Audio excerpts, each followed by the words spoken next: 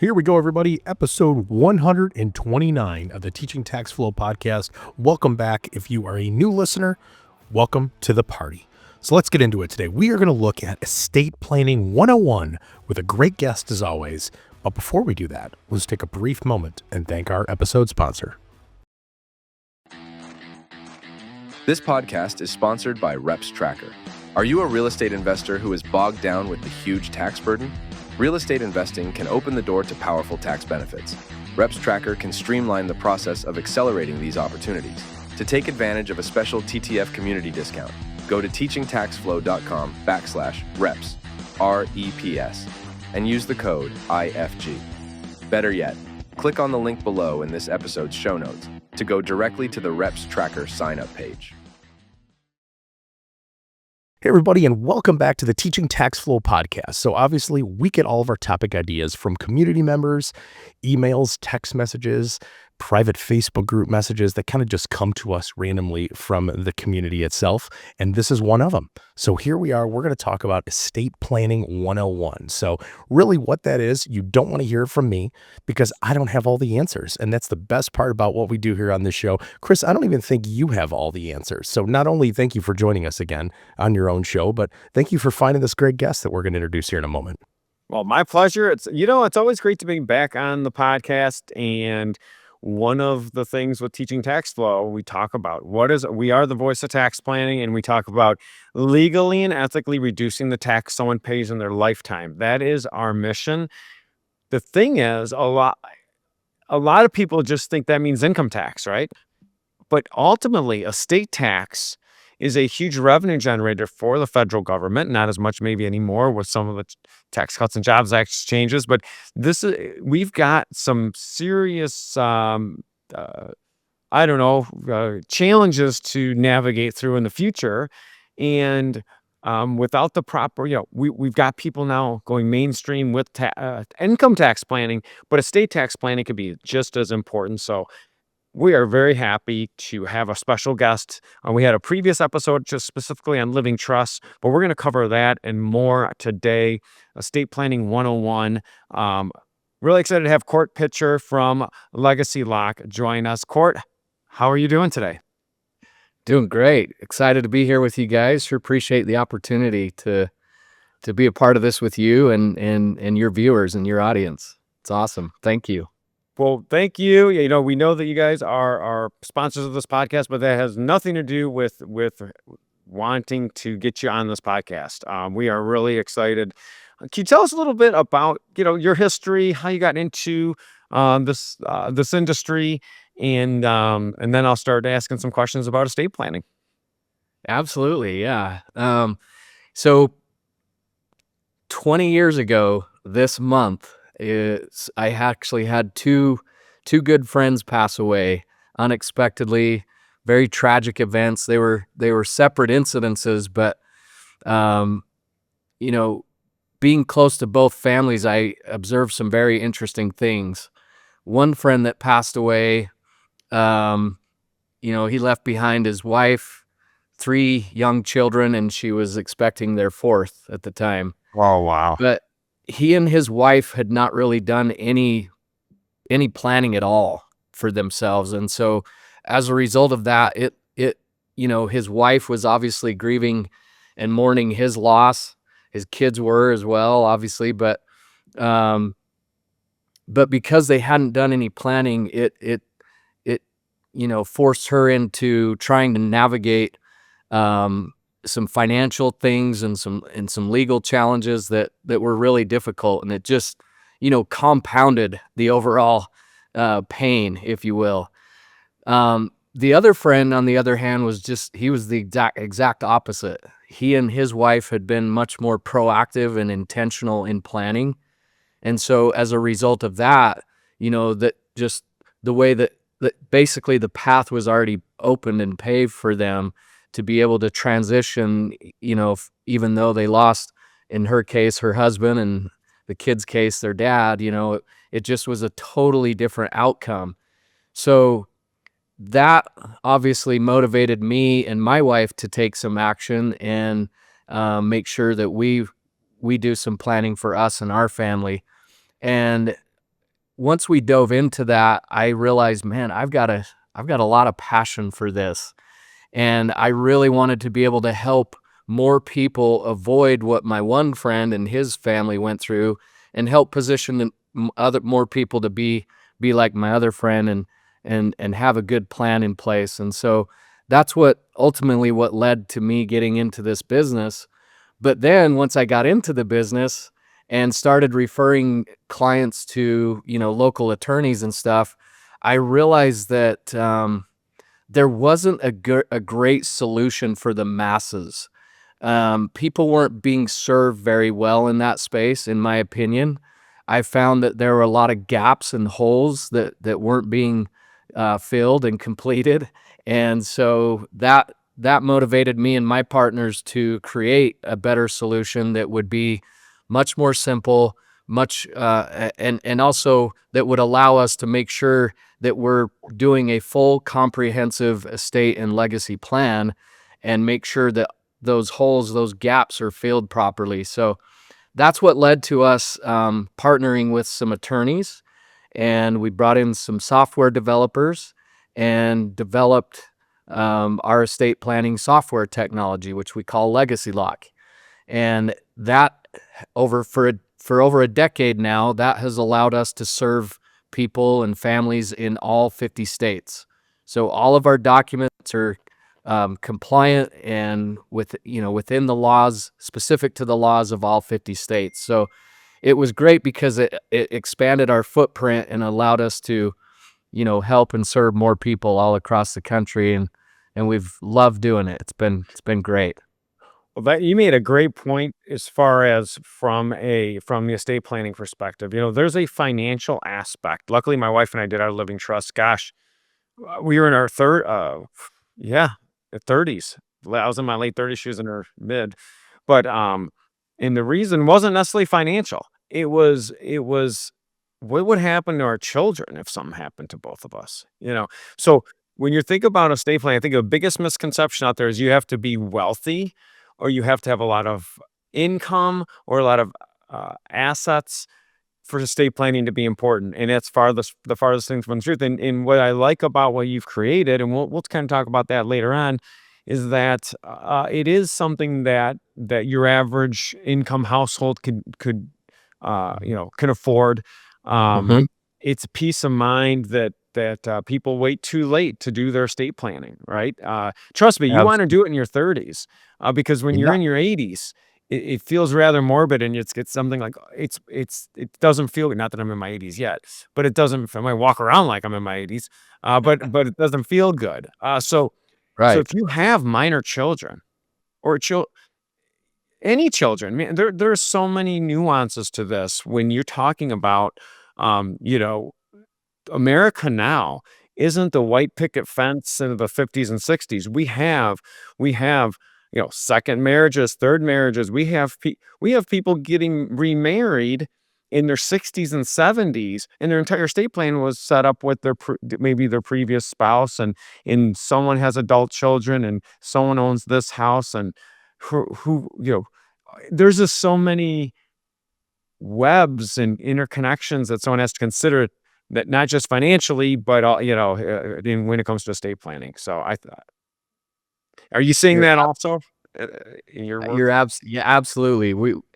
In today's world, there's so many different scenarios, different dynamics with families, and yeah, but it's still important. And I'm glad you brought up the guardianship for minor children, because what we find is for younger families, that is really a big thing. People want to make sure that if something happens to them unexpectedly, that they have chosen who their kids would go to, and be, who would take care of their kids. Whereas if they don't do that, well, and then something happens to them, well, now the state steps in and the state gets involved, and then the family has to, hire an attorney and pay the attorney and go through a you know, a, an emotional process, an expensive process trying to get custody of the kids. So the guardianship is a huge thing, especially for, people who do have minor children. For older people, the big thing is, wanting to make sure that they aren't a burden to their children when they leave. They don't, so the hot button for them is avoiding probate. Mhm. They want to make sure that once they pass away, that their estate and the assets in their estate transfer smoothly, and they want to keep the government, specifically the courts, out of their affairs so that it makes things a lot better for their family. But anyways, so those are kind of the two hot buttons depending on where they're at in their life.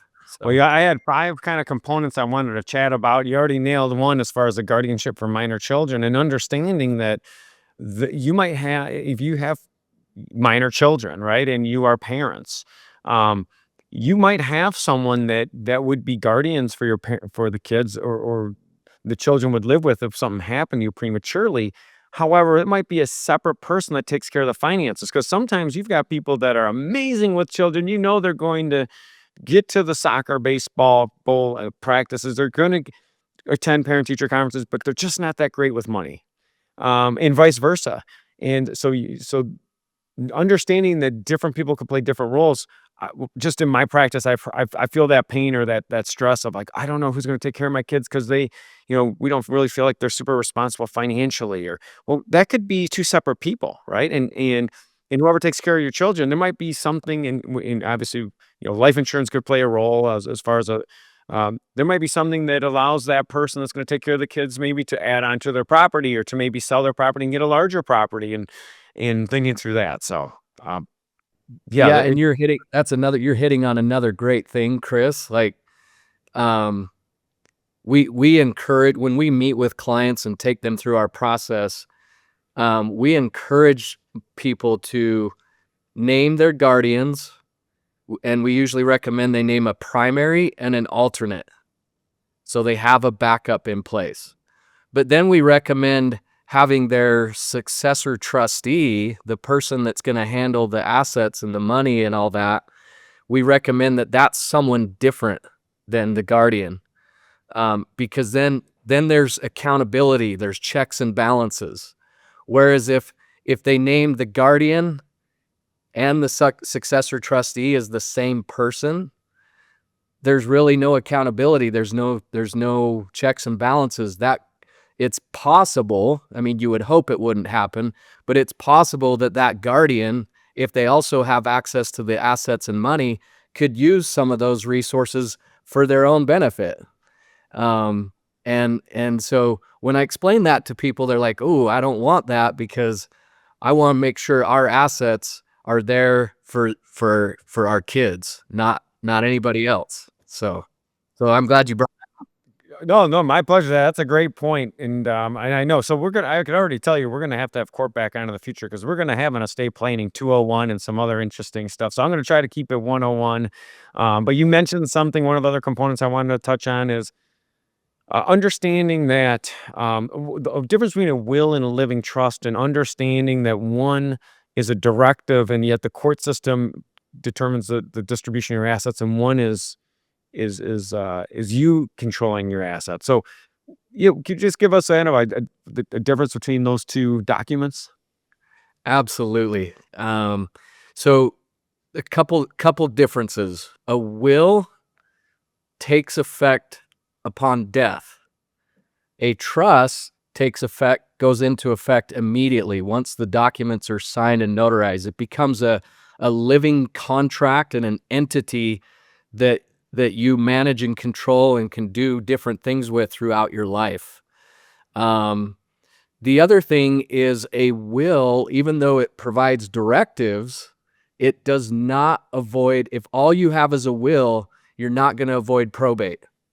Okay, so all you have is a will and you pass away, even though it lays out your directives, the estate is still going to have to go through the probate courts. So that's why having a will and a trust is important. And then with the trust, what you want to make sure is, once you establish the trust, you want to make sure that your assets are properly funded into the trust.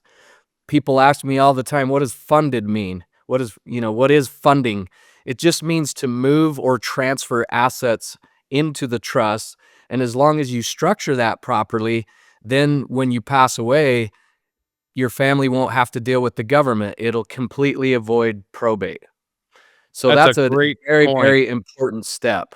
Very important step. I can't tell you how many times we've had clients pass away, and they created this. They've got a really, and now we're in the post pandemic era, right? So think of maybe Right. a virtual, but they've got that beautiful binder of all their documents, and nothing got funded. None of they didn't actually change anything. Maybe a bank account, and they've got all their property still going through probate, and it's a mess. So, thank you for that explanation. I want to ask you about a couple other kind of things that someone should be aware of. Can you talk a little bit about like what a power of attorney is? And obviously there could be medical reasons you would have that, or financial reasons you could have that. It takes a lot of trust to give you a POA, but I think especially for the risk a lot of times if someone becomes incapacitated, that risk is higher than someone passing away actually. Yeah. And it could be a bigger burden on their family, and not to be morbid Right. about that, but that because it's usually that's underinsured or not insured. So yeah, can you tell me about a little bit maybe about the difference between a power of attorney and maybe a healthcare directive? Yes, absolutely. So we in our document package, we provide a financial power of attorney and a healthcare power of attorney.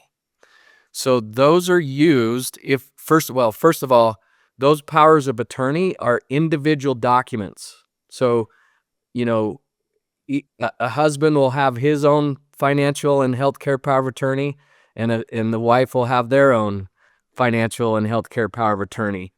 Usually, we name each spouse as the primary agent of those powers of attorney. The agent just means that's the person that's authorized to utilize that power of attorney in their behalf. Okay, so um, anyways, but those are documents that are used, as you said, when if and when they become incapacitated. So if they become incapacitated, let's say they're in a coma or a vegetative state and they're unable to communicate, the financial power of attorney is used by the agent to basically to handle their finances, if they're in that type of condition. It spells out very specifically what powers and authority they have and what they do not have. So I tell clients all the time, once you appoint that agent and they have that authority, it's not like they can just take that document, start selling off all your assets, raid your bank account, and run off to Australia. They can't do that. It's Right. a fiduciary role, so they have to do what's in the best interest of that family's financial situation. With the healthcare power of attorney, again, it's used if they're incapacitated. So if they're unable to communicate their healthcare wishes, that the agent is then the one that's authorized to work closely with the doctors and make, important healthcare decisions in their behalf. And then that leads to another document that we call the Advanced Healthcare Directives, also known as the Living Will. That document kind of helps take some of the big decisions, take some of the pressure on those bigger decisions off of the agent, or in other words, it helps the agent know what that person would want if they're in a certain situation. So what it says in our documents, and you'll be able to tell how many of these I've done because I've got this memorized. But what it says in our documents is, if you have a terminal condition or you're in an irreversible coma or a persistent vegetative state that doctors believe to be irreversible or incurable, what would you want to have happen? Do you want to elect to have them do everything to continue to prolong your life? Or do you want to put limitations in place, which basically means start the process of pulling the plug? But that's a very important document to have if you're ever in that type of situation, because then it's basically that document is your voice in the event that you cannot communicate if you're in that type of condition. And Cord, I got a question for you. So it's going back a little bit to your explanation of kind of what drove the decision to create Legacy Lock was unfortunate situation, but I think it led to the fact of, it happens to a lot of us, whether it's now or later. And Mm-hmm. it's almost like the million of analogies and stories we can come up with, say, oh, I wish I would have known back then when I know back now, or back now, I know now what I knew Now, back then. right. Or the other way around. So let me ask you this question too. So I'm sure you guys either see this a lot now or you have in the past, right? Like, and I'm saying this kind of from the heart because this was me at one time, right? Where do you have individuals that say you have a younger married couple, business owner on one side, W-2, so basically a full-time employee on one side, kind of your average 20, 30 somethings, no dependents, so no children, say they own one house, vehicles, all this stuff. And they say, oh, well, I don't need to worry about anything, because I'm good. I'm healthy. I'm young. Whenever I die, they're just going to get it all anyways in that case. But then say, they're kind of the young and dumb a little bit at that term. But then say you have one child, right? Nothing's still planned out. And then say you have another child, nothing's still planned out. So what would be your advice to anybody who's a little bit younger than that, or, maybe a little bit older? And I say this too, because it is why I love Legacy Lock. And this is kind of where I'm going around in a circle, is that you guys you're accessible, right? It's all online, because I mean, even to this day, right? Even if I know exactly what I'm going into an attorney's office for, it's almost like I'm walking up to a counter to pay like a parking ticket. And you're just like, oh, I don't know exactly how this is going to go, but I'm a little bit intimidated. I know that sounds ridiculous, but I'm sure it happens with a lot of people. So again, that's why I love what you guys have created and kind of what you spoke on. But what's your advice to somebody like that? And I'm sure you're going to say the earlier the better, but then maybe back it up with a little bit of, how you just brought up a living will, right? So things can be changed and should be changed as time progresses. Yeah. Oh, great. This is a great question, John, because it comes up all the time. People ask us all the time, especially younger people, that are younger, have younger families. They're just kind of getting started with things. As Chris alluded to earlier, there's a perception out there that trusts are only for the wealthy. Trusts are you only need a will and trust when you have more assets. That's not true. That's a myth. So again, people ask me all the time, how do I know if I need a will and trust and powers of attorney and stuff? And the answer is pretty simple. If you have if you're married and have children, or even if you're divorced and have children, right? Especially minor children, you should have it. If you own a home and have equity in your home, if you have money in your bank accounts, if you have retirement accounts, life insurance, which everything I just said, most people, that's their situation. That's what they have, right? So basically, if they have those things, they really should be looking to get these essential documents in place, because again, I think we have a tendency to think that we're immortal, like nothing's ever going to happen to us. But life throws curveballs. Things do happen, and it's better to have those things in place and have the peace of mind and the confidence that if something happens, when something happens, there's a plan in place, and your loved ones are going to be cared for and provided for. Um, fact, I want to just share this real quick. It's Yeah, okay. please do. Absolutely. Not long after I came into the business, there were a couple advisors that were a part of our firm, very, very successful guys.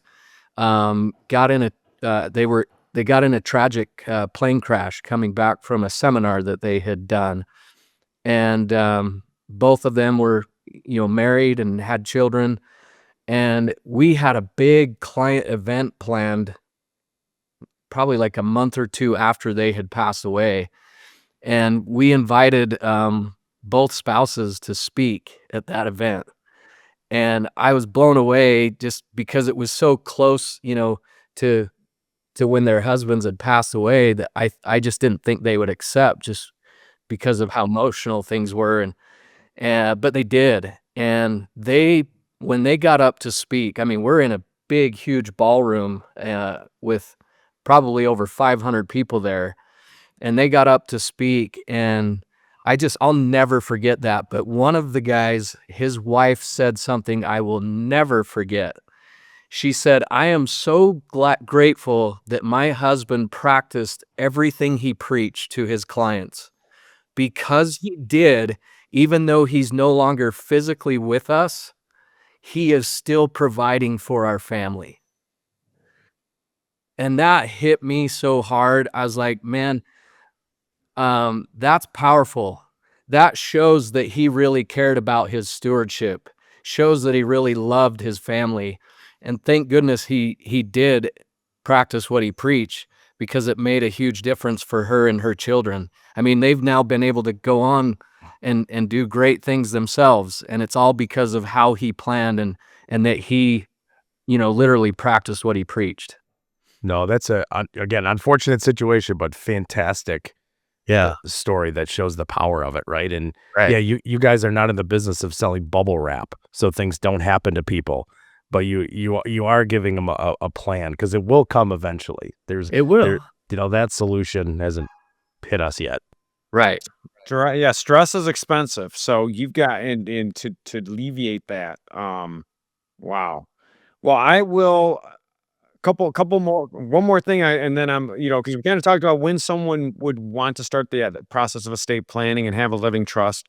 What are situations where someone, because I've seen this situation, what are situations where someone would actually want to change it? So, for instance, I'm thinking about people moving states, people buying maybe an investment property in another state. So um, I mean, if that could, because there's jurisdictional issues, and what if maybe two or the three things where someone would say, I did my estate planning, but I might want to work with someone just to take a fresh look at it. Um, maybe their children got married, maybe their children got divorced. I mean, there's a lot of situations, but just kind of common situations. Yeah. Okay. Yeah, this is a great point here too. That and one of the valuable things about our program is, our clients pay a one-time upfront fee that's usually less than what they would pay elsewhere. But then one of the unique things with our program is they can make changes, updates, and restatements to their trust anytime they want for the rest of their life for only $30 a year. Wow. That's not a month. That's a year. $30 a year. Whereas if they're working with an attorney, that attorney's going to charge a higher upfront fee, and then they're going to charge their hourly rate anytime they want to make changes. That can add up to be quite a bit of money over time. Yeah, yeah, exactly. So that's one of the great things about our program is we can help people make changes. Some of the common changes, Chris, are, maybe changes to their guardians, who they want for guardians, right? Maybe they named their sister and then they had some kind of clash with the sister, and so they decide, I want to change that. Um, they may want to change their successor trustees. They may want to change their beneficiaries or how the percentages that go out to their beneficiaries. They may want to change who they want as agents on their powers of attorney. A lot of different things that they may want to change just as life goes along, and we can help with that. The other thing is, even if they have an existing trust, let's say they have an existing trust, they haven't updated it in a while, they want to make some changes, we can do that. We can do that for them. Um, so that's a nice thing for people. That's cool. Well, I know that we're going to leave if you're listening to this and it's resonating and you're thinking either yourself or someone in your family has maybe it just needs to talk to someone about estate planning, let us know. We will put a link in the show notes. Just make sure that if tell them you're part of the Teaching Tax Law community and you're going to be able to get an initial consultation that's complimentary because I know how Court and I know how how your team works. Similar to our private CPA practice, we like to talk to people up front, see if we're a good fit. And you might talk to someone and they say, "Gosh, you did a great job," pat on the back. Or you might find an opportunity to help them out. Now, I'm gonna dust something off that we haven't had this podcast. We've been doing this for over 2.5 years, and I don't know why I stopped doing this. So, Court, I apologize. You're gonna get put on the hot seat because I'm gonna ask you some rapid fire questions not related to estate planning. So we'll end on kind of a fun, happier note. But although it is, again, stress is expensive, so definitely think about that. And we're gonna have you back on. We're gonna do some 201. We're gonna do some other stuff if you're willing, or we'll just hunt you down. All right, so here are my rapid fire questions. What your favorite sports team? College or pro? Oh, both. We'll give you a bonus. Okay. My favorite college team is Nebraska. I'm a huge Nebraska Cornhusker fan. Have been for a long time. I own a lot of Nebraska stuff. Go out to 1 or 2 games every year. So big Nebraska fan. I'm probably more of a college sports fan than even pro, but I love the pros. So on the pro level, I like the Dallas Cowboys. Hard to say right now because they're not in a good place, but still a big fan. So We understand. What's your favorite cereal? favorite cereal? Yeah. I know this may sound kind of weird, but lately I've been on a Cookie Crisp kick. So Cookie Crisp, Cinnamon Toast Crunch, and you can't go wrong with Captain Crunch either. So I'm a big Captain Crunch fan. I like I like that. All right, my last one. What's your ideal weekend look like? You're probably going to tell me, listen, I want to go to a Nebraska Cornhusker game. We're going to play Oklahoma because they're not in our conference anymore. We're going to whip them. We're going to tailgate, and then we're going to. But yeah, what's an ideal weekend for you? ideal weekend, going out on a date with my wife for sure. Got to have date night. But going out on a date with my wife. I like to get outside, get outdoors. We've gotten really into pickleball, so making sure we play some pickleball. Oh boy. You Okay. just All made right. Chris's day. Oh, all Right there. right. Well, listen, when you get back to Nashville, you got to come play with us. We actually have Okay. a sponsor that's a pickleball apparel and lifestyle company. Yeah, so Ooh, all right. yeah, that All wasn't right. even a plan. John, you should be proud of me because I did not. This is like the first episode I didn't mention pickleball. I am In extremely proud of you, sir. I will give you a bonus point for this one. so Good you work. got into pickleball. That's all. Does your wife play also? Yeah, we've gotten into it together, so that's been great. It's been a lot of fun. So, and then just being with my kids, being with friends. Just we enjoy the social interaction. So, but then we also love to travel. So any weekend we can get away and go do something fun elsewhere, we love doing that too. Well, I've got one. Do you listen to any? I shouldn't. They're not a podcast sponsor, these guys, but do you listen to any pickleball podcasts?